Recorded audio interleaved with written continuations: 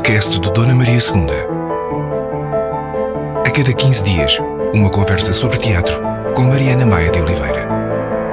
Neste episódio do Teatro, converso com o Shulagy, músico, rapper, produtor, desenhador de som, compositor de música para artes várias, figura do hip-hop em Portugal há muitos anos. Menos óbvio, talvez, ou menos imediato para quem o conhece da música e dos álbuns, e por ser uma voz de intervenção, é a sua relação com o teatro, mas ela existe, e muito, e já vamos falar disso.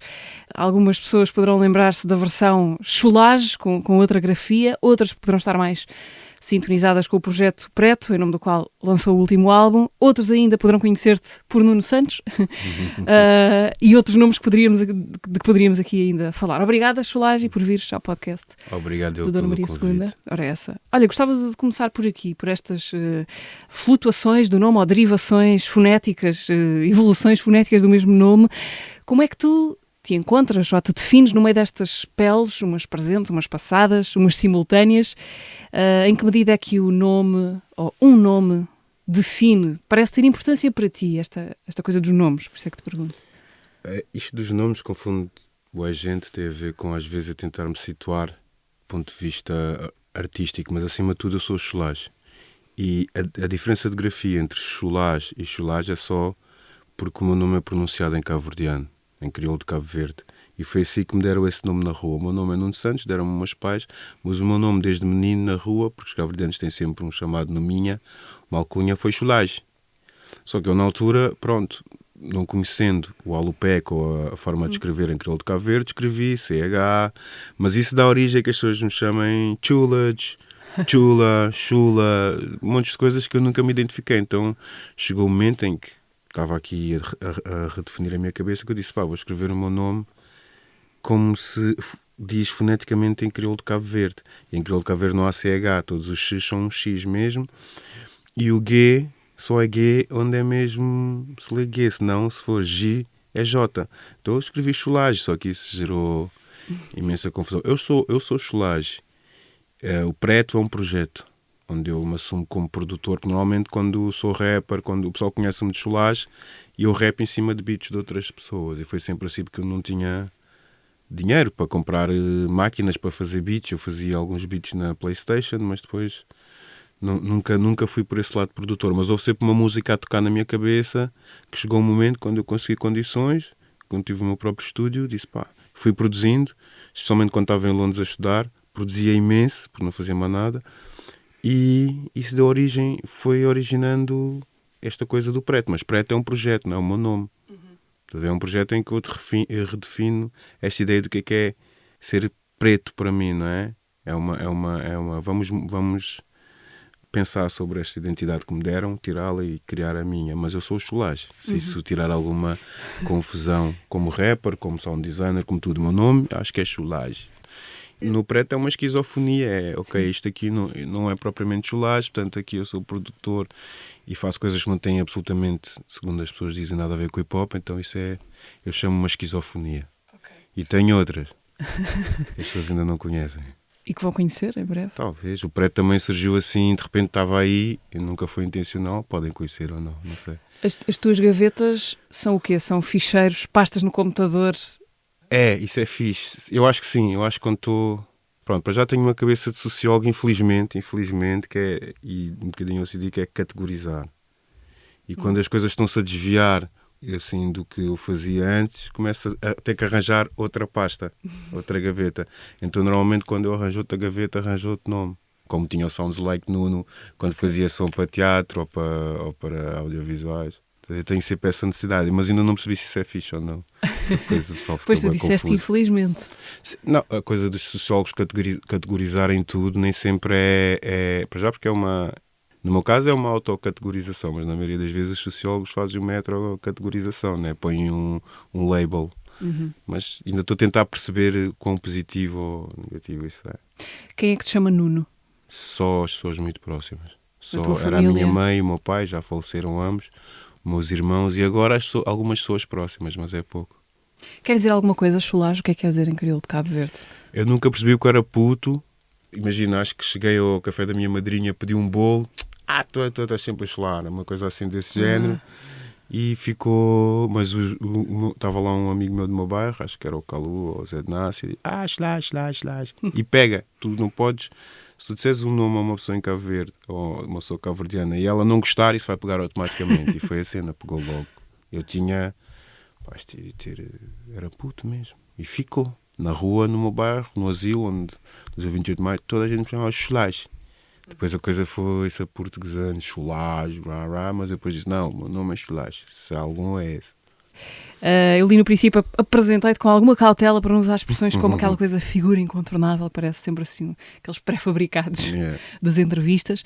Mas como é que tu te vês nesta altura da tua vida, nesse lugar de, apesar de tudo, de figura do hip-hop em Portugal, de referência, dos primeiros, dos pioneiros, enfim, como queiramos dizer, mas isso é o que para ti? É um lugar mais de responsabilidade, de tranquilidade também? Eu hoje em dia estou a tentar, eu não gosto nada dessa coisa quando o pessoal chega a mim, o G, pioneiro, eu não gosto porque há uma certa calcificação nesse nome, que é, não, tu estás lá... Já está feito. Está feito, estás lá, e isso, não sinto conforto com isso, apesar das pessoas me porem no sítio confortável, não, já fizeste a tua parte, eu estou sempre a querer fazer mais alguma coisa, então sinto que nem sempre, isso até me inquieta, que é ok, mas Ramshed Cabal, essas coisas, isto foi há 20 e tal anos, eu ainda quero rapar, falar, descobrir musicalmente como é que eu vou fazer rap neste momento. Então, por um lado, sou muito grato, porque sinto mesmo muito amor e muito carinho pelo que eu fiz na comunidade hip-hop, então sou muito grato e está sempre a acontecer, as pessoas encontrarem-me e dizerem esta música marcou-me, não sei o quê, mas eu ainda quero, só não quero sentir calcificado ou parado aí, porque ainda quero fazer mais coisas no rap. Que coisas estou a descobrir? A parte boa disso, desse lugar de algum de reconhecimento, não é? É fazer com que facilmente tenhas ouvidos dispostos a ouvir aquilo que vais fazer a seguir, ou que estás... mas às vezes, queres dizer? Mas às vezes os ouvidos querem ouvir aquilo que tu fizeste lá atrás. Okay, e tu dizes, é é como o Mohamed Ali uma vez disse a um entrevistador, se eu estivesse a fazer aos 50 o que fiz aos 20, tinha perdido 30 anos de vida. Né? Então não quero fazer outras coisas. Eu trabalho com muitos jovens, então tenho um ouvido que está sempre a refrescar. Apesar de eu ter uma linha nas minhas letras, e essa minha linha é uma linha política que também se vai atualizando com aquilo que acontece no mundo, mas musicalmente eu sou super aberto a montes de coisas, por isso é que muitas vezes eu abandonei Chulage, fui fazer spoken word só a capela, fui fazer com músicos de jazz ou whatever, estou sempre o meu ouvido é super curioso, desde menino. Às vezes as pessoas ficam um bocado chateadas comigo. Não, mas devias estar a fazer aquilo que fizeste quando o primeiro álbum. Eu digo, bro, não, isso foi há muito tempo. Isso já está feito, vai ouvir esse álbum. Músicos, esses jovens músicos que estão a começar e rappers com quem trabalhas, pedem-te conselhos? Sim, às vezes não é tanto os conselhos, porque eu acho que eles já estão as coisas estão tão dissecadas online que eles chegam cheios de certezas. Mas às vezes, sim, pedem-me o ouvido. Às vezes gostam do que eu digo, às vezes não gostam, mas, por exemplo, lá no estúdio em Setúbal, na Bela Vista, do programa Nosso Bairro, Nossa Cidade, eles curtem sempre a minha opinião, gravam, depois dizem, lógico, o que é que eu posso fazer melhor aqui? Esta harmonia? Ou o que é que achas desta letra? Porque eu sou super crítico nas letras, e eu sou frontal, digo, pá, mano, já estás a dizer mais do mesmo. Tenho esse tipo de relação com os miúdos, então às vezes, eles querem, assim, aquela opinião, porque sabem que eu vou ser honesto, não naquela coisa de criticar para humilhar e destruir, não gosto nada disso, mas vou dizer, mano, aquela música que fizeste lá atrás já tinha esse flow, já tinha essa dica, será que podias ter melhorado aqui, ali? E isso eles gostam. Há pouco mais de um ano, um bocadinho mais de um ano, tu lançaste um álbum chamado Cheio de Cor, que é o primeiro degrau de uma trilogia. Não mudaste de ideias, entretanto? Continua a ser uma trilogia? Acho que sim, agora é fazer, né? Porque já havia dois, basicamente, feitos. Um está assim a 2/3. Acho que assim dá de sair. O terceiro vamos ver o que é que será, né? Mas ajuda-te a organizar a coisa? Ajuda bué. Pensar em blocos de 3. É, porque tinha feito uma série de músicas, vá lá, aquelas músicas que eu fiz quando estava em Londres, e depois de repente isso não dava para ser um álbum, que já cometi o erro de fazer um duplo álbum, acho que isso foi mesmo errado. Então disse, não, vou esperar e vou amadurecer este segundo bloco de músicas. E depois tinha uma ideia para uma outra coisa, que era também preto, mas muito mais tocado e muito mais spoken word, então, e pensei, isto será o terceiro bloco. Isso é uma questão de organização e de visão também. São as pastas diferentes. Estão em 3 pastas diferentes. São subfolders, já. Yeah. Olhando para as últimas duas décadas e tal do teu percurso, tu escreveste canções de protesto e revolta no tempo da Troika. Escreve-las agora, que já não há Troika, mas há outros sucedâneos, outras faces parecidas, mas com outras características. Os temas das tuas músicas são essencialmente os mesmos, não é? Há muitos temas que são os mesmos.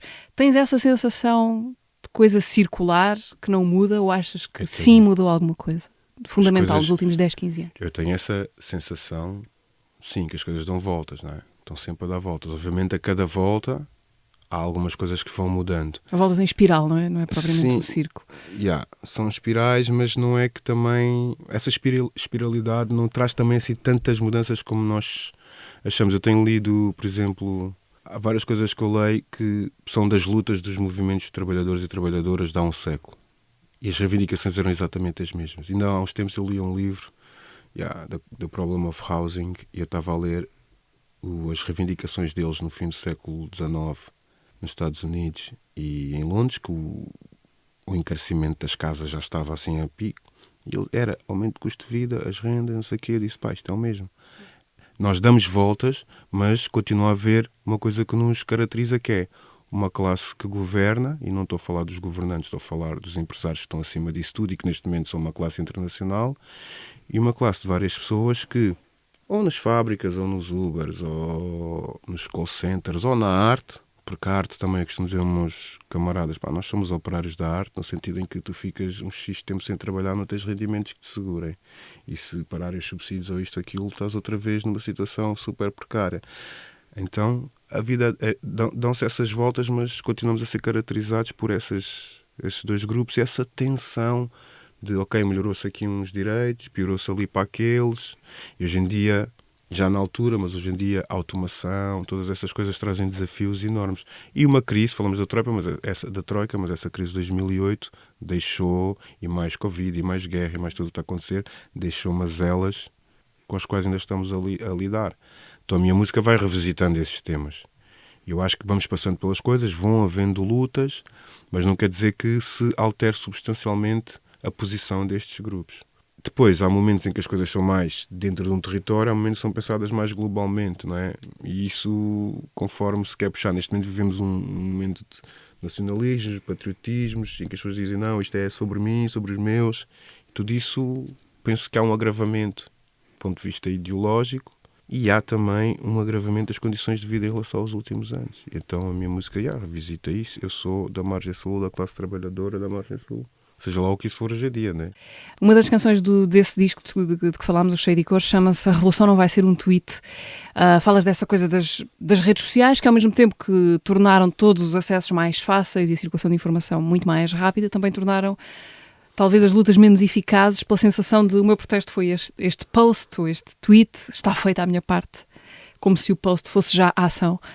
Isso, por exemplo, mudou, não é? Há 15 anos, talvez, se calhar não era assim.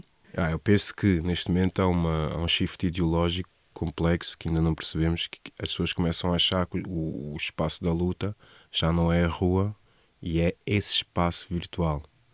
E obviamente, se nós tivermos a lucidez de entender o que é agendar e o que é concretizar lutas, se calhar o agendamento pode ser feito nesse espaço virtual. Já dizeres que concretizas uma luta em repetir esse agendamento, ainda há uns tempos falava com uma camarada minha, trazia-me essa lucidez, né? O agendamento permanente, as redes servem para agendar, mas não quer dizer que as coisas, obviamente em momentos impulsivos, como por exemplo o do Floyd, eles tiveram um papel importante. Agora isso não concretizou uma mudança, pelo contrário, até concretizou um ruído que cria uma espécie de uma mainstreaming de uma questão que depois é super mercantilizada e aproveitada. Há um artigo aqui numa revista de uns camaradas aqui, a Shifter, que fala do ativismo performativo. É interessante percebermos isso, não é? Eu chego lá, ponho o meu post, disse o que tinha a dizer, já fiz o meu papel. A questão é que isso não vai mudar absolutamente nada numa fábrica, nos condutores dos Ubers, nos entregadores de comida, nas pessoas que estão nas caixas de supermercado ou a recolher tabuleiros no centro comercial. Isso não vai mudar absolutamente nada, essas condições concretas de vida. E essa maneira de organização dilui-se. há ali um pico nos posts, mas depois dilui-se. Se for para convocar uma manifestação, se for para convocar um acontecimento, uma luta ali, tudo Funciona. bem, mas não concretiza. Então temos de ter essa noção de que é esse ativismo performativo e virtual e o que é está na rua. Há um livro do Jonathan Crary, o Terra Queimada, fala imenso disso. Ele tem exemplos, por exemplo, do pessoal do Occupy, do pessoal do Black Lives Matter, muitas pessoas que depois recusaram as redes, disseram ok, foi brutal, e depois desmantelou tudo o que era movimento de base, porque desviou o foco dos movimentos que estavam a ser construídos nas comunidades para essa nova comunidade virtual. E neste momento há um risco. Por outro lado, há um ruído que se cria que, ao tem poder para ser tão ensurdecedor e tão ruidoso como os outros, depois também está ali numa bolha. Então qual é o espaço da luta para ti hoje? Onde é que se concretiza? Estou a tentar entender, mas não pode ser uma coisa de excluir um ou outro. Eu não creio... Há muita gente que acha que eu acho que se tem que excluir o espaço virtual. Não, é um espaço que chega a ter um reach incrível. Agora, excluir o espaço, por exemplo, dos trabalhadores de call centers, excluir o espaço das pessoas à porta das casas, e se formar comissões de moradores, à porta das casas onde as pessoas estão a ser despejadas, excluir os trabalhadores todos os dias levam 2 horas de commuting de Margem Sul para Lisboa, excluir as paragens de autocarro, excluir isso não faz sentido algum. Não é? Acho que tem, como os zapatistas dizem, voltar a esta questão do encontro. O encontro não inviabiliza o espaço virtual, mas é até uma transferência. A ideia é que é uma característica da sociedade atual, que as pessoas vivem nessa janela, nesse mundo, mas isso só por si acho que não chega. E individualiza. A questão é que tem atomizado, individualizado, e não acredito que haja uma grande mudança que passe só pela questão individual, não é? O teu trabalho é som, mas é também muito língua, linguagem, palavra, o jogo da expressão, a palavra em riste, a palavra com ritmo, a palavra do dia que fala do agora, do cotidiano. Gostava de perceber se o teu alimento para isso são mais as leituras, por exemplo, já falaste aqui de várias, ou muito também as antenas ligadas ao mundo, as palavras que estão na rua, nos cartazes, nos outdoors, nas manchetes. É inspiração para ti esse vibrar do mundo que o rap se calhar capta como nenhum outro estilo musical? É muito mais, eu leio imenso, mas não leio desde pequeno, eu não tinha livros, comecei a ler já tarde, mas sempre fui antenado com a palavra da rua. E hoje em dia eu costumo dizer aos meus amigos e amigas que eu sou sociólogo de café, que é, não até ser sociólogo numa instituição, na academia, mas estou sempre, eu vou todos os dias faço 1 hora no café a ouvir as pessoas e a entender, e é só, fico lá super undercover, toda a gente já me conhece, e cada vez que eu vou a um sítio novo vou a um café mesmo, ou vou a sítio, não é um café, mas um sítio onde haja pessoas agregadas, e às vezes pessoas mais antagónicas, mas eu sento mesmo lá no meio, e escuto imenso, mas eu escuto bué, vou no autocarro, vou escutar, estou no café, estou a escutar, está a haver ali uma situação, estou a escutar, porque, esse é que é o alimento, não posso escrever só a partir de mim, porque eu sou só... Eu acho que o meu gosto de manipular palavras é uma ferramenta. Agora, do que é que eu vou falar é do que eu canalizo interiormente e do que canalizo exteriormente. E é incrível esse mundo. É incrível entender, por exemplo, no momento em que o racismo é uma coisa tão difundida e teres pessoas negras, ciganas, brasileiras, asiáticas, portuguesas, todas umas contra as outras, e perceber isso do café, que ela fala mal deste e dizer. E ter guerras, de brigas, mas não vejo que ainda no dia estava a ter uma, não vejo que estão-nos a dividir, e entender que aquilo que é a nossa ideologia e aquilo que está a acontecer concretamente tem um hiatus brutal. E isso eu entendo na escuta, nas coisas que acontecem no autocarro, no café, num centro comercial, nessas conversas que nós tendemos a desprezar, mas que são o pulso do povo. Tomas notas quando estás nesse às vezes, sim, posto de escuta? Às vezes sim. Eu digo ao pessoal que eu samplo. Além de samplação, eu samplo boas conversas. Quando são assim coisas... Quando estou muito cansado e sei que não me vou lembrar, tomo notas. Mas normalmente fica fixo. Eu tenho mesmo esta... Estás a ver aquelas fichas de leitura que a gente aprende a fazer em sociologia? Eu faço logo. Outras vezes começo a escrever logo. Porque às vezes aquilo impulsiona uma rima. A perceber? Porque lá está, o que dizíamos há pouco, se calhar o rap é o tipo de música em que as referências são mais concretas, o nome de pessoas, de marcas, de acontecimentos, sei lá, nas tuas músicas falas de CMTV, Marega, Cláudia Simões, CEF, Azai, Ryanair, isto aparece tudo lá, e não ouvimos isto só na pop. Porque é isso, é esse pulso do dia-a-dia, essas coisas que surgem, não é? Ryanair é aquele porão, já não é de navio negreiro, mas é de avião negreiro. pegando na palavra negreiro, como todas as pessoas pobres, que, por exemplo, na altura, quando eu basei para Londres, apanhavam o Ryanair para abolir. E entrávamos no aeroporto de Stansted em condições deploráveis. Não era um aeroporto como Heathrow, já XPTO, era o aeroporto da Porta dos Fundos de entrada em Londres para ires limpar isto, fazer embalagens, ou mesmo para ires para geriatria ou enfermaria, whatever. Estás a entender? Então, nós falamos às vezes no vago e aquele lado mais generalista é bonito porque também é mais universal, mas eu às vezes tenho que falar naquilo que é o concreto das coisas, e por causa dessa coisa que falámos que as questões dão voltas e nós às vezes não queremos ver, estes aviões que levantavam voo depois de 2008 permanentemente para ir-nos depositar numa Londres qualquer, ou como o Mário dizia, o Zé Mário, sempre uma França, Brasil do operário. Naquela altura era Londres, estás a ver? Esses aviões, daí a referência a Ryanair e a outras coisas. O CMTV, porque o CMTV tem todos os cafés dos bairros, todos, e aquilo obviamente aquilo faz ideologia, faz opinião. Não há como não, tu não entras num café que não tenha isso. Então não dá para desprezar. E aqueles rodapés entende-se qual é o objetivo. Então era por isso. Essas coisas estão ali no dia-a-dia, as pessoas não as referenciam. E às vezes é mais fácil ser universal sendo concreto, do que tentar uma poesia. Tu se conseguiste, tu fizeres aquilo, ok, vou falar disto, mas vou falar aqui com este floreado, é mais fácil, é menos problemático. O Zé Mário uma vez disse uma coisa, há aqui uma série de músicos também dizem, eu falo de problemas, mas não quero problemas. Não dá. Ele falava assim. E às vezes temos falado das coisas com os nomes que as coisas têm. E é mais fácil às vezes não dar nome às coisas, porque ficas ali num limbo. Está tudo bem, eu falei disto, mas também não chateei ninguém. Falaste ali fizeste ali uma referência ao sample.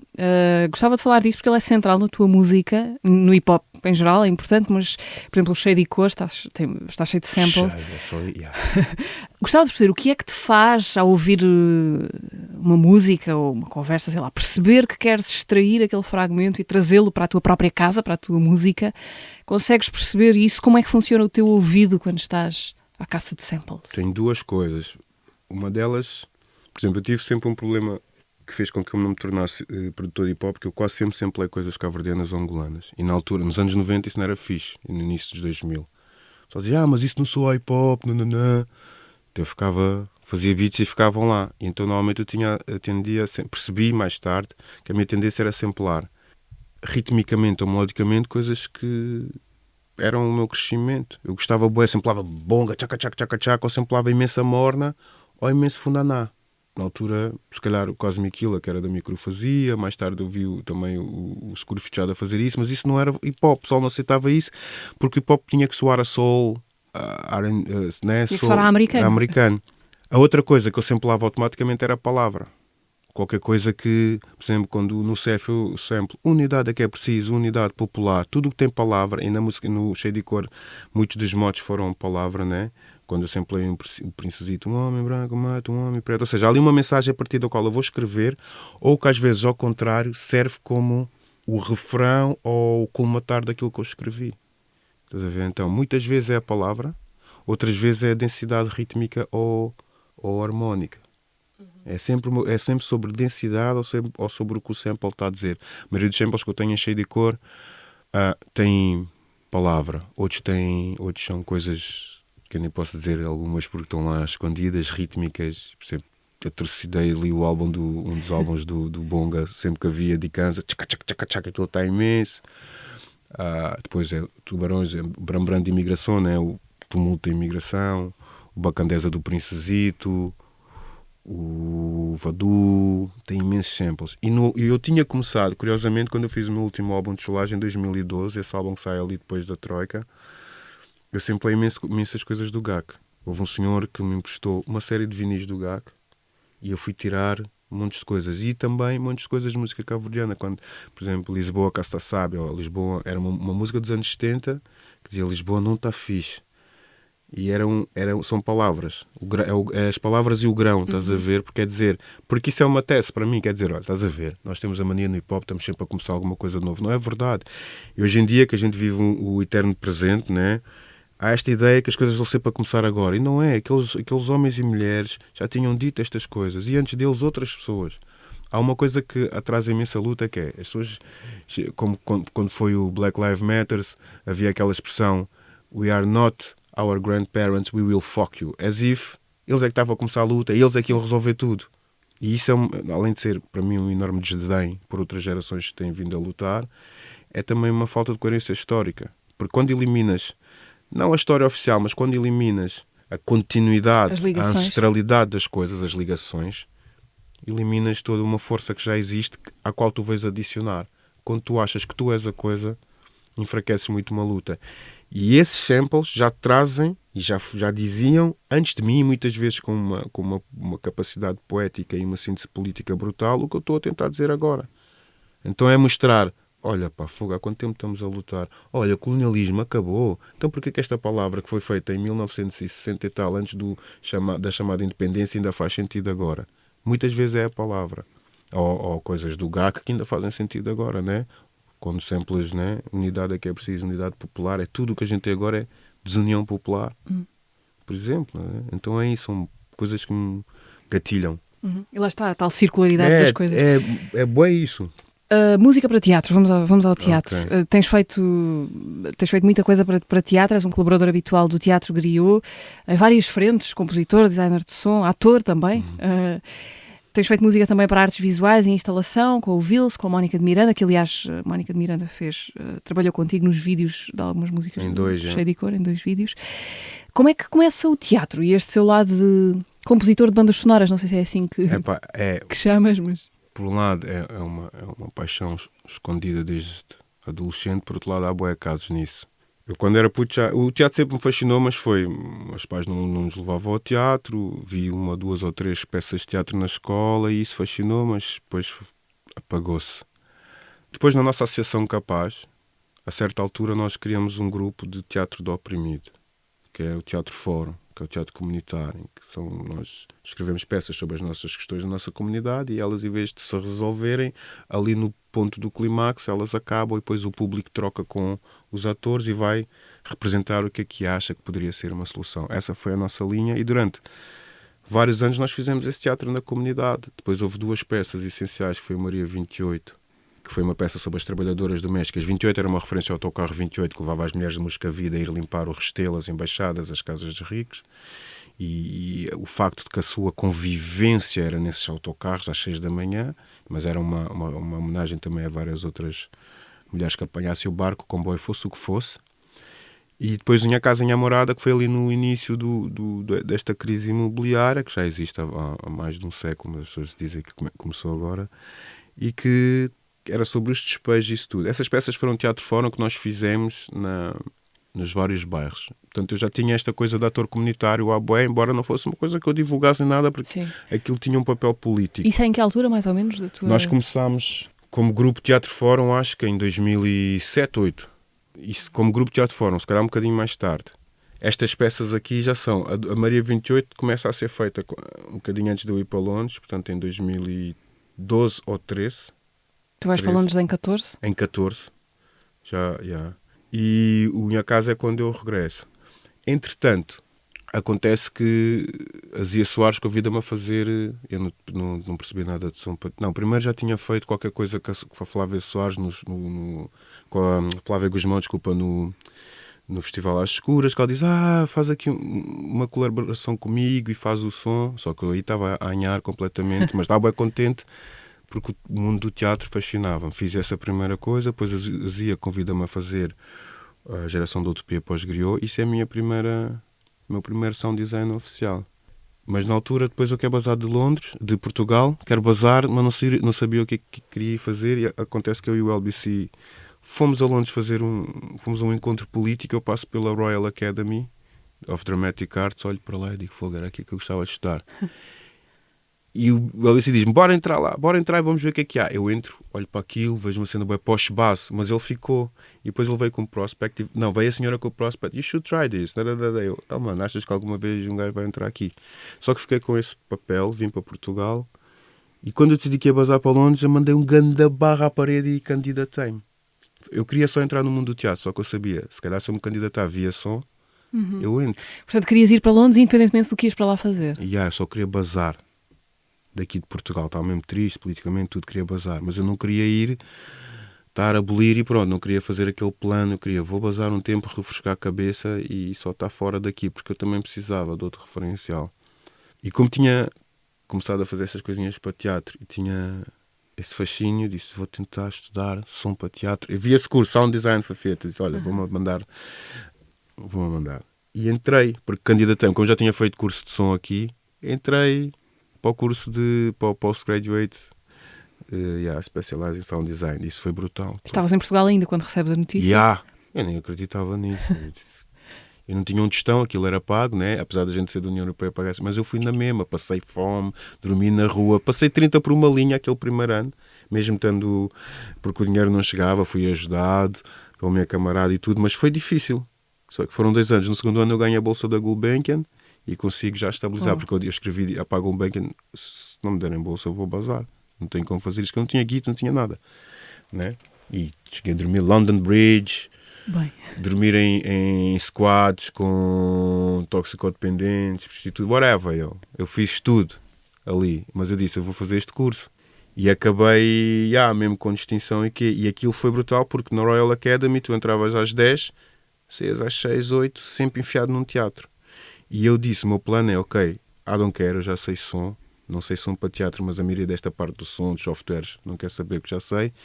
Eu enfiava-me nas salas de ensaio, porque nós, como sound designers, podíamos estar lá, no momento de criação, e eu ficava a chupar o que os encenadores diziam, os atores, toda a equipa, eu ficava a viver aquilo tudo. Eu disse, vou fazer 3 cursos dentro de um. Estás a ver? Porque aquilo era o dia inteiro. Estás a ver? E nos momentos de produção, nas últimas semanas, tu eras capaz de entrar às 8 e sair às 10. Então não tinhas outra vida. Eu, quando tinha buracos, estava a produzir beats que viriam a ser os beats do Preto. Alguns já tinha feito antes, mas outros acabei ali. Se não, estava dentro de um teatro. E isso foi brutal, porque nós fazíamos uma peça de teatro a cada 6 semanas e o nosso teatro era aberto, portanto é uma escola, mas aquilo é teatro para o público. A Royal Academy são peças... Muitas das peças que eu fiz em escola foram muito maiores que as peças que eu já fiz aqui. Estás a ver? Envolviam toda uma produção super, construções de cenários brutais, isto tudo. E eu no segundo ano, o meu professor já... Portanto, eu estava, como tinha problemas de dinheiro, o meu professor disse, olha, o meu professor tinha sido diretor técnico da zona de som no Barbican, disse, olha, vou falar com o meu colega que eu deixei lá, vais fazer casual work no Barbican. Eu fui para o Barbican. O Barbican tinha peças de dança, tinha tudo. E eu ali, foi outra escola. E eu entrei, fiz o primeiro, é casual, era recibos verdes, só que eles curtiram, fiquei a fazer bué da blues no Barbican. Então muitas vezes já nem ia à escola, já ia abolir. Estás a ver? Foi incrível, foram 3 anos. O curso era 2 anos, mas eu ainda ao terceiro ainda fiquei a fazer. Tiveste lá 3 no total. O ano que tinha que ser avaliado, já estava a fazer coisas para fora, porque houve um encenador que trabalhei com ele na escola, curtiu e começou a levar para as cenas dele e foi tipo o maior curso de teatro que eu podia ter feito. Porque a gente, a cada 6 semanas, uma peça. Aquilo é aquela coisa industrial de UK, de fazer teatro a toda a hora, super corporate, mas aquilo para mim foi a escola. Estás a ver? Então aprendi imenso. Pela quantidade também, como fizeste. E havia a cena que tu não podias ir logo para a tua rotation de som. Portanto, eu primeiro fiz maquinaria, 3 meses, e depois fiz luz. E depois é que podias ir para a tua... Porque tinhas que sempre obrigatoriamente fazer maquinaria e depois fazer uma outra disciplina. Depois foi som. Foi incrível. E daí eu vim cheio de fome. E já havia esta coisa, esta intuição que a Zia tinha tido comigo, de fazer o Geração da Utopia. Já... Sem saber, tocou num botão certo qualquer. Ela não se não, uma cena que eu ainda admiro na Zia, e também que a Flávia também tinha tido, mas a Zia concretizou isso, foi tipo, aquilo foi super aleatório. Ela não fazia ideia, nem eu fazia ideia. Estás a ver? E de repente, aquilo abriu, porque eu quando me candidatei, eu adorei quando fiz o Geração da Utopia, não a cena em si, mas eu estar a fazer sons para estas coisas todas, eu ficava a vibrar, eu podia pôr um mar ali, e se o mar não fosse um mar e fosse outro som, e aquilo abriu aqui um mundo de possibilidades. Quando eu fui para a Royal Academy, foi isso, foi a primeira peça que eu fiz, ia morrendo, fartei-me de chorar, porque a encenadora, que ainda por cima era assim uma XPTO, só criações naturalistas, eu estava a cortar os pulsos a toda hora, que eu não gosto disso. O outro era o oposto. Não, eu quero tudo abstrato, tudo. E tens de pôr aqui a tua veia do hip hop. E foi isso que partiu. O som Sounds Like Nuno, o nome, foram meus colegas que puseram, porque eles já sabiam quando o som era meu no Rada. Isto soa a Nuno. Então eles entravam no venue e diziam Sounds Like Nuno. E eu adotei esse nome, mas não fui eu que mudei. Eram eles mesmo lá na Royal Academy. Tu adotaste sempre os nomes que te foram pondo. Sim. Fora. Por acaso é verdade isso que estás a dizer. Uhum. Não, o Preto, acho que fui eu. Não, o Preto é o nome que esta sociedade me deu desde... Uhum. Mas já agora, esse trabalho de desenho de som tem alguma coisa a ver com o que fazes como chulage nos discos, nos álbuns? O processo é o mesmo, porque é justa posição de coisas. É a colagem.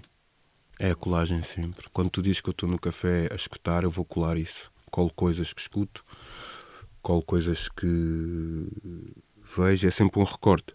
E no teatro, essa coisa de soar a Nuno foi também porque não ia lá pôr o passarinho, eu recortava coisas e fazia esta sobreposição de coisas, essa ressignificação. Eu, às vezes faço mar com um som que não tem nada a ver com mar, e o sampling para mim é isso. O sampling não é tanto a coisa de recortar isto e fazer a nova música, é toda a densidade e o novo significado que tu crias ao juntar coisas que... E o álbum de Preto é isso, porque tem lá zonas que separadas não fariam sentido. Estou a ouvir separadamente, isto com isto não cola. Mas quando tu juntas, intuitivamente algures aparece. E muitos dos meus sons para teatro são isso. Ok, vou tentar isto, vou tentar. Não parto de um sítio racional. Isto é isto. E estar em palco? Estás como ator? Como performer? Não sei se sentes necessidade de pensar a coisa assim. Não penso nisso, até porque é uma coisa que, como eu sei que a ideia de ator em Portugal ainda é uma ideia bué corporativa. Quem fez a escola superior de teatro e cinema, ou quem fez o curso não sei onde, é ator, os outros não são. Mas eu venho da escola do Augusto Boal, que diz que toda a gente é ator, até os atores. Obviamente é preciso formação, é preciso isso. Agora, a formação não é exclusiva das grandes instituições. Né? Basta ver a história de teatro dos primeiros atores. Hoje em dia é bom formarmos, termos técnica e isso tudo. Eu respeito imenso as pessoas que se formaram. Agora, quando pensas em teatro popular e teatro de pessoas que não podem fazer essa... Eu, como músico, não tive formação, não tive dinheiro para ir para as escolas de música. Eu fui aprendendo e vou aprendendo. Eu estou a aprender música ainda e hei de morrer a aprender. E a coisa do teatro foi essa. Até fiz um bocado do curso no Chapitão, fiz não sei o quê, fiz uma série de bocados de cursos pequenos com vários formadores. Recentemente fizemos viewpoints, não sei, porque o nosso grupo vai se formando, nós temos uma perspectiva de ir formando. Mas eu não quero entrar nessa, porque há pessoas que, não, atores são atores, performers são performers. Isso é quando a arte está a falar de si própria. Eu acho que, pronto, daquilo que é o canonizado, serei um performer. Agora consigo pegar na palavra, fazer alguma coisa dela. Não tenho a técnica dos atores, não me vou chamar ator, embora à luz do teatro do oprimido e de outras perspectivas nós somos atores. Peles Negras, Máscaras Negras são atores e atrizes. Peles Negras, Máscaras Negras é o nome desse grupo, desse coletivo, teatro unitário. Trabalhaste já noutras, para além do teatro griot, já trabalhaste de outras formas, com outras pessoas. Em 2021 estiveste com a Formiga Atómica num espetáculo no Dona Maria II. Esteve a tua música. Esteve a minha música. Um espetáculo chamado Perante Maria Parda, uma reescrita da peça de Gil Vicente, 500 anos depois. Fizeste com a Capicua também. Caps, Exato. Fizeste com ela a música para este espetáculo, que era um monólogo com a Cirila Bossuet. E aí como é que foi? Estiveste perto do processo, a tua música fechava o espetáculo, não é? Tinha esse... Não, nós foi fixe, porque a Formiga Atómica, ainda agora com os clã estavam a fazer música para uma peça deles eu percebi que é mesmo o processo da Formiga Atómica é envolver toda a gente desde logo. E isso foi fixe. E às vezes foi tenso, porque era um tema tenso para nós, mas estive envolvido desde sempre. Eu, quando escrevi aquilo, tinha passado por várias fases da criação daquela peça, e isso foi fixe, porque às vezes havia certas abordagens ao som que, ok, então olha, agora já temos aqui isto, agora faz som para isto. E no caso deles, e no caso da Zia também envolve desde o início. Foi fixe porque fomos passando, houve várias reuniões, houve assistir aos ensaios, houve muito trabalho de mesa em que o som eu e a Capicua já estávamos. Ou seja, não há uma hierarquização. Quando tu vês aqueles timetables do teatro, o som entra aqui, a cenografia entra aqui. No caso deles, não é? Isso foi bem fixe, porque nós estávamos até a acompanhar os outros processos. Isso é uma horizontalização que não é...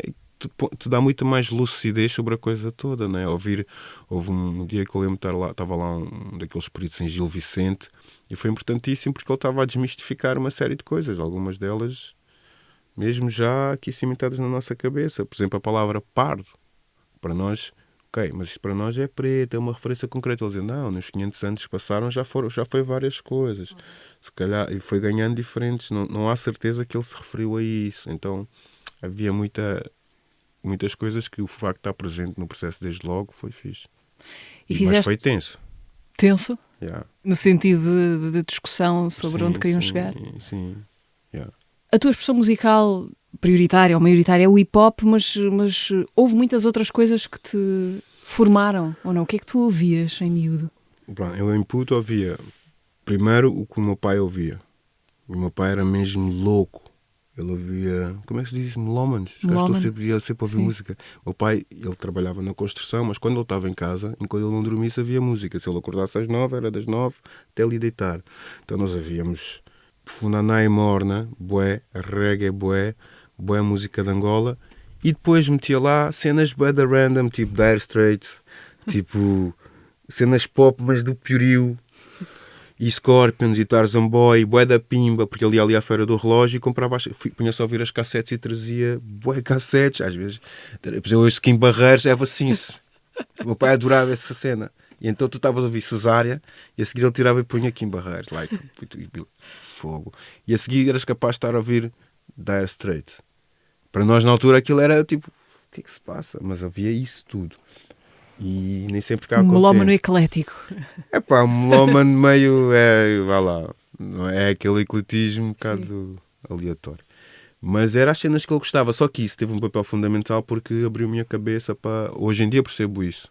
Não é? Por exemplo, o facto de ele ouvir muito reggae, muita morna, muito funaná e muita música de Angola, eu tenho a certeza que isso foi o que construiu, tanto para mim como para os meus irmãos, as nossas bases. Porque a minha base, por exemplo, se fores ouvir o preto, a base é mesmo, ou é dub, ou é funaná, ou é morna, ou é semba e outras coisas de Angola. É mesmo essa, ritmicamente. Então acho que isso foi importantíssimo. Conforme eu comecei a crescer, ouvia imensa música de dança. É outra paixão que eu tenho, é a música eletrónica. E ouvia imenso. E na altura, nos anos 80, o acid house, os primeiros hip-hoppers eram os breakers. Eles estavam a dançar várias dessas coisas. Depois começo a ouvir rock, cenas de metal. Aliás, houve uma altura que no meu bairro estavam-me a chamar Metallica. E eu ficava tudo bem lixado, mas é porque os meus amigos iam lá ao quarto e depois eu cheguei a ter um póster de Iron Maiden no meu quarto. Eu não percebia, eu estava a ficar bué da random, tipo meu pai. Estás a ver? Mas estás a ouvir Iron Maiden e a seguir Milli Vanilli, porque ias para a escola e o outro ouvia, depois eu era curioso, depois lá largava, mas ia ouvindo as coisas que iam passando, mas e depois ia fazendo a minha escolha. Eu roubava as cassetes do meu pai e gravava as coisas que eu gostava por cima, porque os rádios naquela altura até tu podias gravar de uma cassete para outra, mas tinha um microfone ao lado, até podias começar a rapar por cima, e aquilo gravava tudo, era incrível. E fazias isso? Fazia rapar muito por cima? Já, começámos a gravar tapes assim. Tens algumas dessas gravações ainda? Não. Eu tenho algumas cassetes que eu vou ouvir, não sei quantas são dessa altura do asilo, mas eu tenho algumas da Rentela que eram as minhas mixtapes, as que eu fazia. Quando o rap apareceu, quando começam a ouvir palavra, quando o rap aparece em cima da música, aí eu fiquei tipo obtuso mesmo. Não. O rap foi uma descoberta fulgurante para ti? Foi tipo, assim um raio? Porque a maneira como eles pegavam na palavra, eu tinha um mundo bem interior de coisas que coisas que me inquietavam. E quando o rap veio, disse, há pessoas a falarem destas coisas, a falarem disto, a dizerem que isto quando eu vivo é um gueto, a falarem coisas, pessoas como Malcolm X, isto, não sabíamos, nós não tínhamos esse universo. O rap basicamente reeducou-me e estruturou um monte de coisas que na minha cabeça eram desordenadas. O rap foi uma espécie de escola na altura, foi brutal. E então, aí fixei. E depois dos 20 e tal, dos fins dos 20 e tal para a frente, vim voltar a abrir. E depois voltei a abrir. Foi não sei se estava a olhar para trás, mas era a cena de trás que estava a voltar. Ela é que veio, deu a volta, e toda a música eletrónica e toda a música africana, eu sempre não deixei de ouvir, mas ali voltou a ter um papel fundamental. Eu não sei se hoje em dia, tu dizes que o hip-hop tem um papel fundamental. Eu ouço imenso, mas não sei se ouço mais que tudo o resto. Estás a ver? Os teus pais vêm de Cabo Verde para Portugal antes do 25 de Abril, não é? Sim, Portanto, antes da independência. Yeah. Qual era a ilha dos teus pais? Santo Antão. Santo Antão. Tu cresces os primeiros anos no Monte da Caparica, depois mudas-te para a Rentela? Não, primeiro estamos ali no Poços Negros, ali nessa zona onde os cabo-verdianos estavam. Aliás, a minha primeira classe foi no Polo das Gaivotas, sim. mesmo. Eu andei nessa escola. Depois eles vão para Benfica, depois vão para Cacém. Portanto, quando os cabo-verdianos começaram a sair do centro de Lisboa a ir para as periferias, e aos 4 anos eu vou para o Asilo 28 de Maio, no Monte da Caparica. E aí é que eu faço a minha infância e adolescência. E as tuas primeiras memórias são daí ou são ainda dessa itinerância? Não tenho memórias nem de... Tenho memórias de estar na escola, mas é porque eu quando fui para o Monte da Caparica, meus pais continuaram a trazer-te à escola aqui. Eu fiquei na escola, porque eles tinham ainda muita relação ali. Então eu fiquei na escola ali, mas as memórias que eu tenho de infância são Cacém, um bocadinho nada, e Monte da Caparica. Mas o que foi determinante na pessoa que eu sou foi o Asilo 28 de Maio, que era um bocado de Cabo Verde em Lisboa. Que era um espaço, aquilo era o quê? Um antigo convento? Aquilo era um antigo asilo. Um antigo convento, foi várias coisas. Tinha sido desmantelado, estava em ruínas e as pessoas construíam as suas casas por dentro do... Portanto, era muito determinante. A arquitetura daquilo determinou como brincávamos, como morávamos, porque aquilo era um edifício de 3 andares, todos em ruínas, salas enormes, e depois os nossos pais faziam tijolo em cada sala, tijolo e divisões, e nós morávamos nessas subdivisões. Estás a ver? Já tínhamos quintais, tínhamos hortas, tínhamos capoeiras, mas vivíamos em alas. Aquilo, hoje em dia olho para aquilo era um edifício panóptico. O que é que se passa hoje com esse edifício? Foi comprado, acho que pelos chineses, acho que vai ser um hotel, mas está ali fechado. Yeah. Voltaste lá já alguma vez ou não? Não consegui voltar, mas houve uma jornalista que fez um documentário sobre aquilo e eles filmaram, eu vi, aquilo ainda está fechado. Eu voltei depois de sair, mas agora que está fechado, não. Qual era a tua relação como é que foi a tua relação com o crioulo? Era a língua que os teus pais falavam contigo? Nós somos bilíngues. Meus pais, ao início, houve muito isso, que alguns pais não falaram crioulo com os filhos, porque os patrões diziam, não deves falar crioulo com o teu filho, que ele não vai saber falar português. Isso é um mito do caraças. Então meus pais entraram nessa onda, só que eles tentavam falar português connosco, mas falavam crioulo entre eles.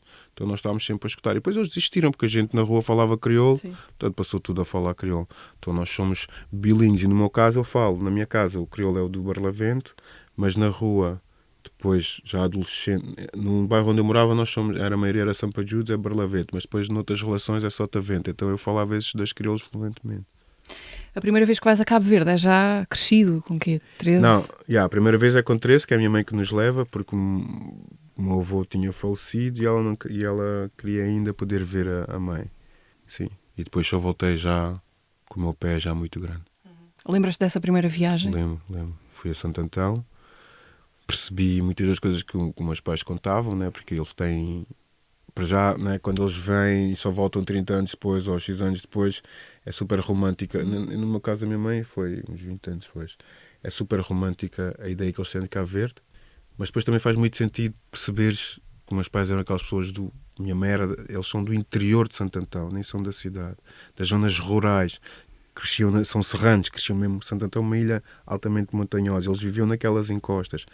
Então perceberes toda aquela harshness que eles tinham, ver os sítios onde eles cresceram e dizer, poça, os sítios onde iam plantar nas encostas das montanhas, toda a conversa sobre a chuva, sobre a conversa sobre rocha, né, que foi sempre uma palavra na nossa casa, as montanhas. Eu quando entrei em Santo Antão fiquei, e agora que fui grande, já depois de meu pai e minha mãe falecerem, senti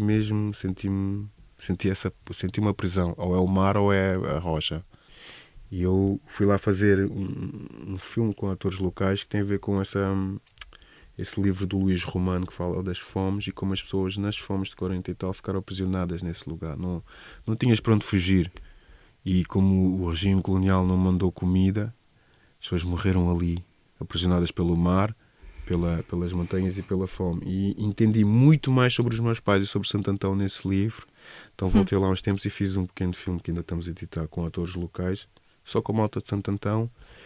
E tenho vindo a descobrir também os meus pais, assim agora, porque escreveu sobre Santo Antão e coisas que na altura não entendia, coisas na maneira de ser, não é? Na dureza, nisso tudo. Eles falavam-te muito de... Eles sim, e depois assim, minha mãe foi sempre uma pessoa que foi trazendo as pessoas que vinham e iam ficando na casa dela algum tempo até se orientar. Então, Houve sempre todas as temáticas, por exemplo, as nossas cosmologias, as bruxas, por exemplo, né? As bruxas são sempre uma conversa permanente nas famílias cabo-verdianas, e neste Santo Antão, brutal, não é? As regas, porque regava-se de noite, e a relação das regas com as bruxas, porque há noite, estás a ver? As coisas dos casamentos entre primos. Há uma série de coisas na altura não nos fazia sentido, e depois tu percebes, sim, realmente. Nós, quando estávamos a fazer este filme, houve um dia que filmámos até tão tarde, e quando estávamos a voltar, não há iluminação pública em certas zonas, então o breu era mesmo breu. E há um momento em que o carro está a subir a montanha e começa a vir uma pessoa, mas só foi iluminada pelo farol, e a maneira como aquela pessoa apareceu e desapareceu no horizonte, I was like, eu podia ter interpretado isto como uma bruxa. Estas coisas, não, é incrível, e percebi muita coisa assim. O Santo Antão foi sempre a comida, a fome, tudo isso foi sempre conversa. Foi permanente. Acho que nas famílias cabo-verdianas, hoje em dia não sei, mas naquele tempo era permanente a conversa sobre a terra que tu deixaste, sobre tudo, sobre a vivência agrícola, porque há muita migração que é da elite. Eu sou filho de imigração popular, de gente que veio limpar, construir, e que veio do interior de Cabo Verde, que é diferente da migração que vem da morada. Portanto, mesmo aí é distinto. As nossas recordações, as nossas partes, os nossos relatos são distintos. Porque a elite também migrou, mas migrou noutro lugar. Estamos quase a acabar isto. Cholage, vamos rapidamente olhar pelo retrovisor para ouvir o episódio anterior do teatro, uma parte do que foi a conversa com o Jorge Andrade. Estou sempre a tentar descobrir o que é que me motiva para continuar no teatro. Mas porquê? Porque esta doença entusiasma-me ver o entusiasmo do pessoal que está a começar. Eu normalmente sou o primeiro a não gostar ou a ficar insatisfeito com aquilo que acabei de fazer. Tinha coisas como: deverá ser a pior peça de teatro que vi na vida. Pois é. Não é fácil ter esse impacto numa pessoa, não é? Eu tinha uma cena de porrada com ele no espetáculo, que era maravilhosa. E claro, quando ele foi ver, eu não conseguia deixar de olhar para ele. Quanto mais verdadeira é a história, mais as pessoas tendem a não acreditar nela. Eu lembro da minha mãe a cozer moedas de Moçambique nas bainhas da roupa, porque ela acreditava que aquelas moedas eram de prata e quando se chegasse aqui a Portugal podia-se vender e podíamos nos aguentar alguns tempos. Trabalhar na Marconi como técnico de exploração. Era o call center de agora, mas era boa noite, meu senhor, uma chamada para o Canadá para pagar lá. Quando o Jorge Andrade, antes de ir para o La Corunha, adivinha na capa, querem Jorge Andrade, paguem 10 milhões. Conversa com o Jorge Andrade no episódio anterior do teatro. Estão todos disponíveis no Spotify, YouTube, SoundCloud e Apple Podcasts. Cholage, a sugestão ou as sugestões que nos trazes são quais? Então, um disco que eu estou a ouvir que é incrível, que é o Gestures, do Nástio Mosquito, que é um artista visual e músico incrível. Esse disco está brutal, acho que eles deviam ouvir. Um filme, Não Esperes Demasiado, do Fim do Mundo, de um realizador romeno, que o nome dele é Jadu Redu, acho. Mas esse filme é uma sátira brutal à atual situação da Roménia, mas do mundo. No fundo aquilo é global, ela faz uma série de ligações. Portanto, é uma atriz que está a fazer um trabalho daqueles trabalhos super precários de filmar não sei o quê, e nisso há uma série de peripécias em que ela faz ligação com uma série de questões que são globais. Livro, podem ler, por exemplo, acho que faz sentido ler, eu acabei de ler, sugestão de um amigo, O Governo da Máquina, do Paulo Valéry, que acho que é o que estamos a viver também agora. Uma tripla de uma trilogia de sugestões. Olha, falámos há pouco do teatro griot e da Zia Soares. Nós encomendámos à Zia Soares uma pergunta para ti. É? Vamos ouvir. Se a partir de agora e por toda a eternidade só te fosse permitido ouvir uma única música, que música escolherias? E porquê? Um beijo, até já. Isso ia ser, nunca ia conseguir. Eu não consigo ter uma coisa favorita, nada, uma única coisa, ia cortar os pulsos. Não consigo, não te consigo dizer. Ocorrem-me já 20. Samplavas essas 20 e divertias-te pela eternidade a brincar Fazia com um medley. Não consigo, uma coisa, não dá mesmo. é tão determinante e às vezes nós temos essas discussões no hip-hop, ei, o teu rapper preferido e esta música foi melhor, só que eu adorava o gajo há 5 anos e agora já digo, agora se calhar vou pensar nisso, mas não vou conseguir responder aqui, não é, Dázia, sorry. Ou pelo menos respondes e depois a resposta será diferente daqui a quando te fartares da primeira escolha. Neste momento, há algum verso, frase que não te sai da cabeça? Há uma frase do Paul Valéry desse livro que ele diz que uma das ilusões, não é bem assim, mas eu vou dizer, uma das ilusões deste sistema é convencer o ser humano da utilidade da máquina. E quanto mais o ser humano se convence da utilidade da máquina, mais se convence da sua própria inutilidade. Garantindo assim, e aí sim, a utilidade da máquina. Ou seja, esta tecnolatria que nós temos, que cada vez mais os telemóveis e os apps fazem tudo por nós, há um desmantelamento das capacidades humanas, não é? E esse desmantelamento é fictício, porque nós conseguimos fazer. Eu consigo fazer contas de cabeça, eu consigo fixar números de telefone, já para não falar numa série de outras coisas. E à medida que vamos delegando, vamos desaparelhando-nos das nossas condições. E eu acho que isso vai ter um impacto brutal. Já não conseguimos nos lembrar de 3 sinónimos de uma palavra, já não nos conseguimos lembrar do significado disto, porque estamos sempre, vai ao Google, já não conseguimos discutir porque tu vais-me logo a mandar cara, mas estás a ver aquilo que o Google diz. Então há esse delegar, corre o risco de nos tornar inúteis, mas não é que sejamos. Cholage, muito obrigada por teres vindo ao teatro. Foi um fixe. gosto conversar contigo. O Cholage foi o convidado desta quinzena, quase a chegar ao final do ano. Todos os episódios do podcast do Dona Maria II estão disponíveis no Spotify, YouTube, SoundCloud e Apple Podcasts. Nova conversa daqui a 15 dias. Até lá.